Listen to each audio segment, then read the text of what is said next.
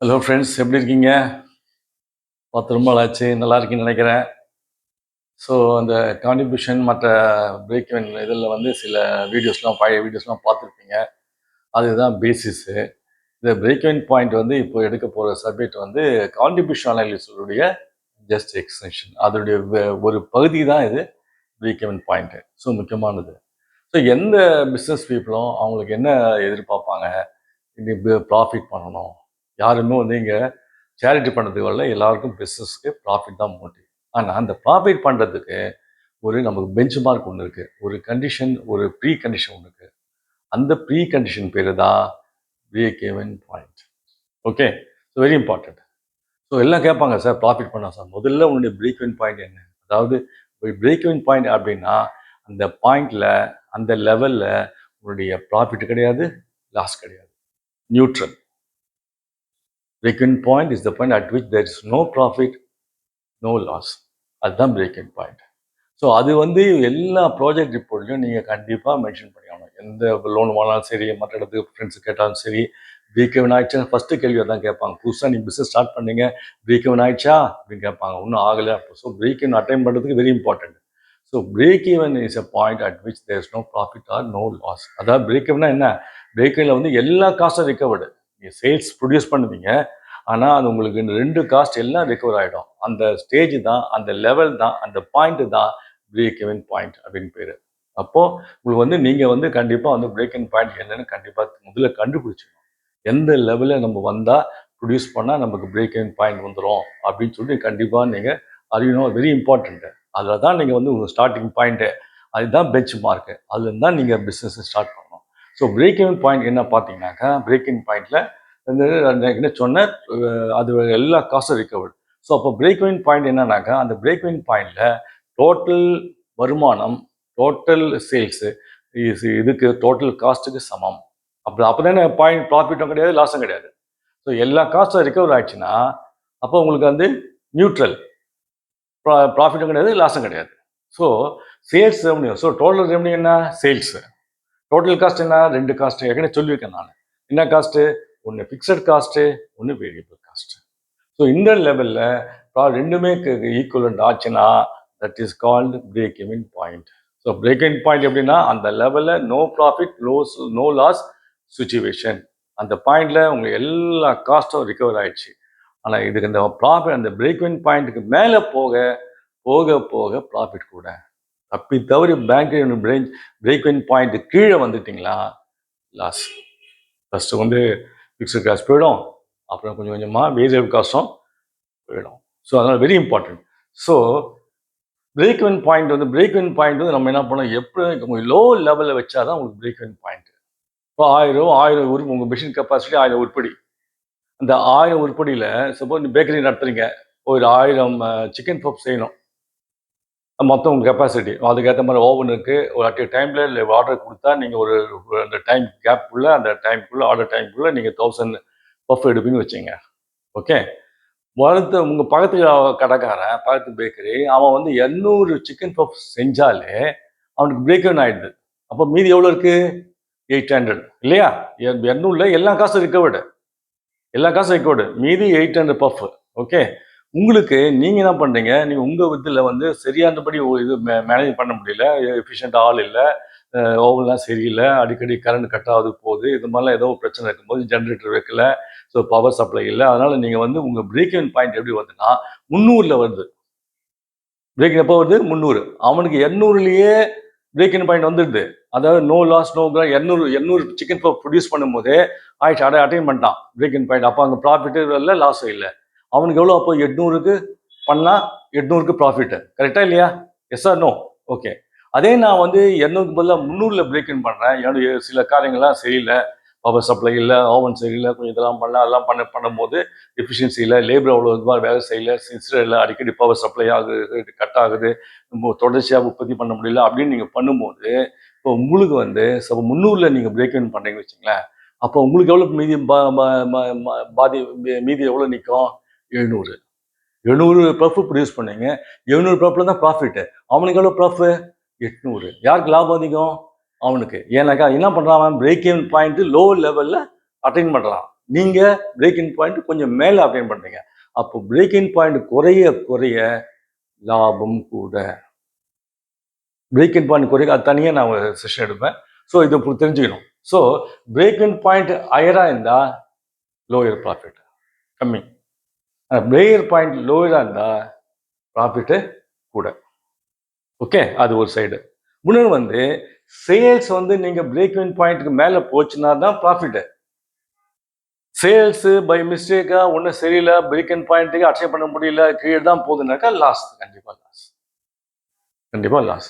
அதனால் இப்போ ஒரு சின்ன எக்ஸாம்பிள், அந்த சின்ன எக்ஸாம்பிள் போட்டு காட்டியிருக்கேன், அது அப்படியே உங்களுக்கு ஜஸ்ட் எக்ஸ்பிளைன் பண்ணுறேன்.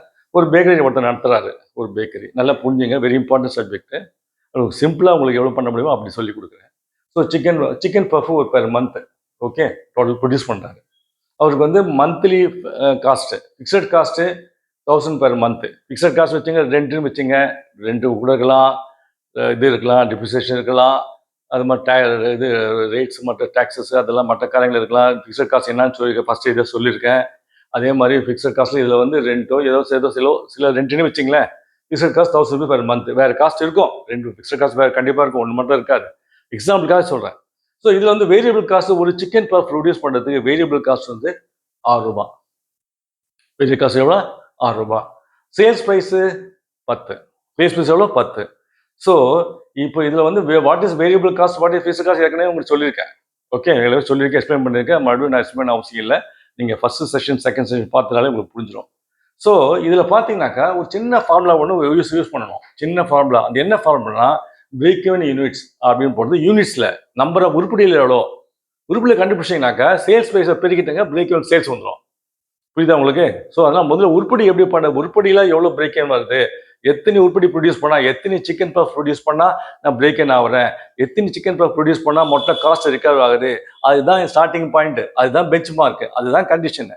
இப்போ அதில் என்ன formula? Simple formula, total fixed cost divide by contribution per unit. Contribution per unit, ஒரு உருப்படிக்கு எவ்வளோ கான்ட்ரிபியூஷன். கான்ட்ரிபியூஷன் என்னன்னா நிறைய பார்த்துட்டோம், 3-4 செஷனில் நிறைய பற்றி சொல்லியிருக்கேன், கான்ட்ரிபியூஷன் பற்றி சொல்லியிருக்கேன். ஸோ கான்ட்ரிபியூஷன் எப்படி கான்ட்ரிபியூட்டிக்கு? Sales minus variable cost. Okay, இதில் ஒரு உருப்படிக்கு சேல்ஸ் ப்ரைஸ் எவ்வளோ? 10. ஒரு உருப்படிக்கு வேரியபிள் காஸ்ட் எவ்வளோ? 6. கான்ட்ரிபியூஷன் எவ்வளோ? ஒரு பஃப்புக்கு 4 ரூபா. ஒரு பஃப் ப்ரொடியூஸ் பண்ணால் சிக்கன் பஃப்பு 4 ரூபா கான்ட்ரிபியூஷன். அந்த 4 ரூபா கான்ட்ரிபியூஷன். ஓகேவா? புரியுதா? இப்போ கான்ட்ரிபியூஷன். இப்போ நம்ம என்ன பண்ண ஃபார்முலா அப்ளை பண்ணோம். இல்லை 1000 ஃபிக்ஸட் காஸ்ட் எவ்வளோ? 1000 divide by 4, 10 minus 6, 10 sales price minus variable cost equal to 4, contribution 4. So divide பண்ணால் 250 யூனிட்ஸ். 250 யூனிட்ஸில் நீங்கள் பிரேக் இன் பண்ணுறீங்க, லாபமும் இல்லை நஷ்டமும் இல்லை. 250 சிக்கன் பஃப் ப்ரொடியூஸ் பண்ணால் எல்லா காஸ்ட்டும் ரிகவர் ஆகிடுது. நீங்கள் ப்ரொடியூஸ் பண்ண வருமானத்தில், சேல்ஸில் உங்களுடைய ஃபிக்ஸட் காஸ்ட் கவர் ஆகிடுச்சு, உங்களுடைய வேரியபிள் காஸ்ட் கவர் ஆகிடுச்சு. No profit no loss situation. அப்போ என்ன அர்த்தம்? டோட்டல் வருமானம் டோட்டல் செலவுக்கு சமம். Yes or no? டோட்டல் வருமானம் டோட்டல் செலவுக்கு சமம். ஸோ இப்போ கண்டுபிடிப்போம், பார்ப்போம் அது உண்மையா இல்லையான்னு. ஓகே, ஸோ இது பார்த்தீங்கன்னா செல் 250 மேலே நீங்கள் ப்ரொடியூஸ் பண்ணாதான் ப்ராஃபிட்டு. ஏதாவது ஒரு காரணத்தால் 250 கம்மி போயிடுச்சு, லாஸ். ஓகே, ஸோ நான் என்ன கிட்ட சொன்னேன், பிரேக் இன் பாயிண்ட்ல லாபமும் இல்லை நஷ்டம் இல்லை. அப்போ என்ன அர்த்தம்? டோட்டல் வருமானம் டோட்டல் செலவுக்கு சமம். ஸோ கண்டுபிடி பார்ப்போம். டோட்டல் வருமானம் எவ்வளோ? எப்படி சேல்ஸ் வருமானம்? சேல்ஸ் தான் டோட்டல் வருமானம், கரெக்டா? இப்போ மொத்தம் எவ்வளோ உருப்படி? 250 உருப்படி. இதை பிரேக் இன் பாயிண்ட்ஸ், இது break even in units, break in point in units, உருப்படியில் சொல்கிறேன். இதே நீங்கள் 10ஆல் பிரிக்கீங்கன்னாக்கா 2500 பிரேக் இவன் சேல்ஸ். அதில் ஒன்றும் பெரிய கம்பசூஸ்திரம் இல்லை. புரியுதா உங்களுக்கு? நான் சொல்றது புரியணும் உங்களுக்கு. ஸோ இப்போ பார்த்தீங்கன்னா 250 10 2500 மொத்த வருமானம். செலவு எவ்வளோ? 2 காஸ்ட். செலவில் 2 காஸ்ட் சொன்னேன், ஃபிக்ஸட் காஸ்ட், வேரியபிள் காஸ்ட். வாசி ஃபிக்ஸட் காஸ்ட் எவ்வளோ? 1000 ரூபீஸ் பெர் மந்த்துக்கு சொல்கிறேன், இதெல்லாம் பெர் மந்த்துக்கு. ஓகே, அதாவது இயர்லி எடுக்கலாம், 6 months கூட எடுக்கலாம். இது பெர் மந்த்துக்கு ஈஸியாக புரிஞ்சதுக்காக ஒரு மாதத்துக்கு நான் எடுத்திருக்கேன். இந்த பேக்கரியில் கணக்கில் இந்த மாதிரி பண்ணுறாங்க அப்படின்னு சொல்லி. ஸோ இதில் பார்த்தீங்கன்னா 1000 ரூபா ஃபிக்ஸட் காஸ்ட்டு ப்ளஸ் 250 இந்த யூனிட்ஸ், பிரேக் இன் யூனிட்ஸ். 250 ஒரு உற்பத்தி பண்ணால் வேரியபிள் காஸ்ட் எவ்வளோ? 6 ரூபா ஒரு உருப்படிக்கு. ஒரு சிக்கன் பஃப்புக்கு 6 ரூபா வேரியபிள் காஸ்ட். ஸோ இதில் எவ்வளோ? வேரியபிள் காஸ்ட் எவ்வளோ? 1500. ஃபிக்ஸட் காஸ்ட் எவ்வளோ? 1000. ஸோ 2500 டோட்டல் வருமானம், டோட்டல் செலவு 2500. பிரேக் இன் பாயிண்ட்ல no profit no loss, no profit no loss. So இதில் இதுக்கு கணக்கு பண்ணி பார்ப்போம். இப்போ சப்போஸ் இதில் வந்து நான் சொன்னேன் இது 250 மேலே போனால் ப்ராஃபிட்டு, 250 கீழே போனால் லாஸு. அது ஒரு எக்ஸாம்பிள் சும்மா போட்டு காப்போம். எப்படி வருதுன்னு ஒர்க் அவுட் பண்ண, லாஸ் எவ்வளோ வருது, லாஸ் எவ்வளோ வருது, ப்ராஃபிட் எவ்வளோ வருது. அப்போ உங்களுக்கு இன்னும் ஈஸியாக இருக்கும் புரிஞ்சதுக்கு. ஓகே, இப்போ அதை நம்ம அந்த இதுக்கு போகும்போது இப்போ அந்த இது ஒர்க் அவுட் பண்ணுவோம் வேற ஒரு எக்ஸாம்பிள். ஓகே,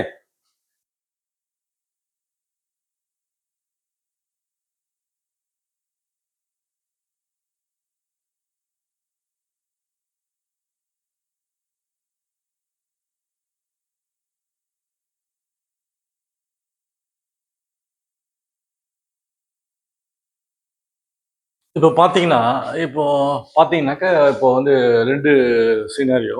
ஒன்று வந்து சொன்ன 250, அந்த எக்ஸாம்பிளில் 250 தான் வந்து நமக்கு வந்து பிரேக் இன் பாயிண்ட். இப்போ பிரேக் இன் பாயிண்ட் யூனிட்ஸில் வந்து 250 பஃப் ப்ரொடியூஸ் பண்ணால் தான் உங்களுக்கு பிரேக் இன் ஆகும். No profit, no loss. இப்போ இந்த கேஸில் ஒரு கேஸில் 800 பாயிண்ட் தான் 800 சிக்கன் பஃப் தான் ப்ரொடியூஸ் பண்ணுறாங்க. ஸோ 800 சிக்கன் பஃப் ப்ரொடியூஸ் பண்ணால் லாபமாக நஷ்டமாக? கண்டிப்பாக நஷ்டம் வரும். நான் ஏற்கனவே சொன்னேன் 850 கீழே போச்சுனாலே நஷ்டம். ஸோ இதில் பார்த்தீங்கன்னா டோட்டல் ரெவன்யூ எவ்வளோ? 800 பஃப் இன்ட்டு 10, 2000. வேரியபிள் காஸ்ட் எவ்வளோ? 800 இன்ட்டு 6, 1800. ஃபிக்ஸட் காஸ்ட் எவ்வளோ? ஃபிக்ஸட் காஸ்ட் எல்லாத்தையும் வந்துட்டே இருக்கும். ஃபிக்ஸட் காஸ்ட் நான் ஏற்கனவே சொல்லியிருக்கேன், ஃபிக்ஸட் காஸ்ட்டை நீங்கள் அவாய்ட் பண்ணவே முடியாது. நீங்கள் ப்ரொடியூஸ் பண்ணுறீங்களோ இல்லையோ ஃபிக்ஸட் காஸ்ட் கொடுத்ததே ஆகணும், ரெண்ட் கொடுத்து தான் ஆகணும். இல்லாட்டி நீங்கள் வேற எங்கேயும் வெளியே எங்கேயும் போக முடியாது. ஸோ 2700. ஸோ வருமானம் 2000, செலவு எவ்வளோ? 2200, லாஸ் எவ்வளோ? 200. ஓகே, இது ஒரு எக்ஸாம்பிள். ரெண்டாவது, ஒருத்தர் 400 யூனிட்ஸ் ப்ரொடியூஸ் பண்ணுறாரு. 850 யூனிட்ஸ்க்கு மேலே பிரேக் இவன் லெவலுக்கு மேலே ப்ரொடியூஸ் பண்ணுறாரு. அவர் ப்ரொடியூஸ் பண்ணால் அவருக்கு பாருங்கள் இப்போ அவருக்கு லாபமாக கண்டிப்பாக லாபம் வரும். எனக்கு 250 மேலே போகுது. ஸோ 250 பாருங்கள், டோட்டல் ரெவன்யூ எவ்வளோ? 400 இன்ட்டு 10, 4000. வேரியபிள் காஸ்ட்டு ஒரு உருப்படிக்கு 6 ரூபாய், 400 யூனிட் 2400. ஃபிக்ஸட் காஸ்ட் எவ்வளோ? 1000, 3400. ஸோ வருமானம் 4000, செலவு 3400. ப்ராஃபிட் எவ்வளோ? 600. இதில் லாஸ் 200, இதில் profit 600. Okay, so very important. So நமக்கு வந்து பிரேக் இன் பாயிண்ட் இது ஸ்டார்டிங் பாயிண்ட். எவ்வளோ அதுலேருந்து தான் நம்ம ஸ்டார்டிங் பாயிண்ட் மேலே ப்ரொடியூஸ் பண்ண போகிற எய்ம் பண்ணக்கூடிய எனி காஸ்ட் வந்து பிரேக் இன் பாயிண்ட்ஸ் கீழே போச்சுன்னா தென் ப்ராஃபிட் பிஸ்னஸ் நடத்தல அர்த்தமே இல்லை. So very important. ஸோ அதனால் நீங்கள் வெரி இம்பார்ட்டன்ட். ஸோ இதில் இன்னொரு கான்செப்ட் இருக்குது, அதுக்கு பேர் margin of safety. Margin of சேஃப்டினா ஒன்றும் பிரச்சனை இல்லை. எக்ஸிஸ்டிங் சேல்ஸ்லேருந்து பிரேக் ஈவன் சேல்ஸை கழிச்சிடணும். எக்ஸிஸ்டிங் சேல்ஸ் வந்து பிரேக் ஈவன் கழிச்சு இப்போ 800 எக்ஸாம்பிள் சொல்கிறேன், 875 பஃப் ப்ரொடியூஸ் பண்ண சிக்கன் பஃப். ஓகே, ஸோ அதில் எவ்வளோ இது பிரேக் ஈவன் இது பாயிண்டில் எவ்வளோ ப்ரொடியூஸ் பண்ணால் இல்லை இன்னும் நஷ்டம் இல்லை, லாபம் இல்லை, 250. ஸோ மார்ஜின் ஆஃப் சேஃப்டி எவ்வளோ? 625. இந்த margin of safety very important. ஏன்னா இதுதான் நமக்கு வந்து குஷன் கொடுக்கும். இது அதிகமாக லாபம் பெருகும். இது அதிகமாக கேஷ் ஃப்ளோ அதிகமாகும். இந்த கேஷ் ஃப்ளோ அதிகமாச்சுன்னா வட்டி கட்டலாம், இது பண்ணலாம், ஈஸியாக இருக்கும் ப்ராப்ளம். இது குறைய உங்களுக்கு கஷ்டமாயிடும். ஸோ அதனால் margin of safety nothing but எப்படின்னா சேஃப்டி ஜோன். அது சேஃப்டி ஜோன், வேற ஒன்றும் இல்லை. இங்கிலீஷில் வந்து மார்ஜின் ஆஃப் சேஃப்டி அவங்க சேஃப்டி ஜோன். இந்த ஜோனுக்கு மேலே வெளியே போனால் நம்ம ரிஸ்க். அதுதான் அந்த சேஃப்டி ஜோன். அப்போ இது எவ்வளோ சேஃப்டி? 620 யூனிட்ஸ். 620 யூனிட்ஸ் தான் நமக்கு வந்து margin of safety. So margin of safety ஹைட்டாக இருக்கணும். இல்லைன்னா வேற மாதிரி சொல்லலாம். எப்படி சொல்லலாம்? பிரேக் இன் பாயிண்ட் லோயராக இருக்கணும். எனக்கு ஏன் லோயராக இருக்கணும்? இது லோ ஆக இது அதிகமாகும். கரெக்டாக இல்லையா? Yes or no? ஸோ இது லோ ஆக இது அதிகமாகும். ஸோ பிரேக் இன் பாயிண்ட் தான் நமக்கு வந்து லோயஸ்ட் லெவலில் இருக்கணும். இல்லாட்டி மார்ஜின் ஆஃப் சேஃப்டி கூட இருக்கணும். இப்படி சொல்லிடலாம். நான் உங்களுக்கு புரியறதுக்காக இந்த பிரேக் இன் மட்டும் கான்செப்ட் பண்ணுறேன். So margin of safety 620 units. So ஒரு எக்ஸாம்பிள் போட்டு பார்ப்போம். ஸோ இதில் பார்த்தீங்கன்னா ஒரு எக்ஸிஸ்டிங் சேல் 875 ப்ரொடியூஸ் பண்ணுறாரு. இந்த எக்ஸாம்பிள் தான் 875. ஸோ அதில் 250 பிரேக் இன் சேல்ஸ். ஸோ எவ்வளோ மார்ஜின் ஆஃப் சேஃப்டி? எவ்வளோ? 625 மார்ஜின் ஆஃப் சேஃப்டி. 625 ஃபுல்லாக ப்ராஃபிட். 620 ஃபுல்லாக ப்ராஃபிட். 625 இன்ட்டு 10, 6250 ப்ராஃபிட் சாலிடாக வந்துடும். ஏன்னாக்கா எல்லா காசு கவர்டு. ஸோ அது கூடவே அந்த வேரியபிள் காஸ்ட் வந்துட்டே இருக்கும். அது ப்ரொபோர்ஷனாக வரும், அது எனக்கு போயிடும். அது இதுக்கு வந்து நமக்கு வந்து இந்த அது இதுக்கு இது ப்ரொபோர்ஷனாக சேல்ஸ் ஏற வேரியபிள் காஸ்ட் கூட வரும். ஆனால் ஃபிக்ஸட் காஸ்ட் ஃபுல்லாக கவர் ஆச்சுனாக்கா அதுக்கு மேலே வந்து உங்களுக்கு ப்ராஃபிட். ஸோ இதில் வந்து 620 யூனிட்ஸ் இது மார்ஜின் ஆஃப் சேஃப்டி யூனிட்ஸ் 625. 625 லாபம் அதிகமாகும். 620 லாபம் அதிகமாகும். ஸோ அதனால வந்து இது இது வந்து பிரேக் இன் மேலே போச்சுனாலே உங்களுக்கு அந்த கான்ட்ரிபியூஷன் வந்து ப்ராஃபிட்டாக மாறிடும். கான்ட்ரிபியூஷன் மட்டும் சொல்கிறேன், நான் மொத்தம் இதுவே சொல்லலை. கான்ட்ரிபியூஷன் மட்டும். நான் வேரியபிள் காஸ்ட்டு நான் சொல்லவே இல்லை. வேரியபிள் காஸ்ட் சேல்ஸோட கூட போயிட்டே இருக்கும். சேல்ஸ் அதிகமாக வேரியபிள் காஸ்ட் அதிகமாகும். அது உற்பத்தி அதிகமான ரா மெட்டீரியல் கச்சா வந்து அது கூட வந்துருக்கும். ஆனால் நீங்கள் பிரேக் இவன் பாயிண்ட் முடிஞ்ச பாட்டு கான்ட்ரிபியூஷன் சொல்கிறேன். கான்ட்ரிபியூஷனில் என்ன இருக்குது? 2 இருக்குது. ஒன்று ப்ராஃபிட்டு, ஒன்று ஃபிக்ஸட் காஸ்ட்டு. ஸோ இந்த கேஸில் 250 இதுலேயே ஃபிக்ஸட் காஸ்ட் கவர் ஆயிடுது. 2 கொடுத்து முடிச்சாச்சு, இன்சூரன்ஸ் கட்டி முடிச்சாச்சு. ஸோ மீதி வரது எல்லாமே உங்களுக்கு இதில் ப்ராஃபிட் வரும். ஸோ அதனால் வெரி இம்பார்ட்டன்ட்டு. ஸோ அதனால் வந்து 625. ஸோ இதில் மூணு சினாரியோ, 3 காரியங்கள். ஒன்று ஏபிசி. இந்த ஏபிசியில் பிரேக் இன் பாயிண்ட் இவருக்கு சேல்ஸ் 250, 875 பிடிக்கிறாரு. 625 அவருக்கு margin of safety. Okay, 620 margin of safety. பியில் வந்து 350 ப்ரொடியூஸ் பண்ணுறாரு. பிரேக் இன் பாயிண்ட் இவருக்கு கொஞ்சம் கூட, இவருக்கு 200 லோ, இவருக்கு கூட 250. ஸோ எவ்வளோ மார்ஜின் ஆஃப் சேஃப்டி? எவ்வளோ? 525. ஸோ இன்னொரு கேஸ் இருக்குது, இன்னொரு பேக்கரி இருக்காரு, அவரும் 875 ப்ரொடியூஸ் பண்ணுறாரு. ஆனால் மார்ஜின் ஆஃப் அவருக்கு வந்து பிரேக் இன் பாயிண்ட் 500 பிரேக் ஆகுது.